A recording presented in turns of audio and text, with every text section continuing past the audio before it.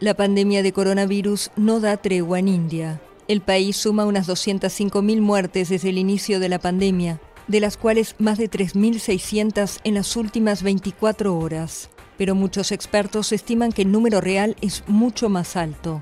El gigante de 1.300 millones de habitantes bate récords de infecciones, con más de 300.000 casos nuevos por día. Solo en abril, India notificó más de 6 millones de nuevos casos, atribuidos en parte a la nueva variante detectada en el país. El gobierno agradeció el jueves la ola de solidaridad internacional con el envío de ayuda para los hospitales, que en muchas ciudades se están quedando sin camas, sin medicamentos y sin oxígeno. Frente al aumento exponencial de las infecciones, la vacunación estará abierta a todos los adultos a partir del sábado. Hasta ahora se ha vacunado al personal sanitario, a los mayores de 45 años y a las personas con comorbilidades. Pero en muchos sitios las vacunas escasean.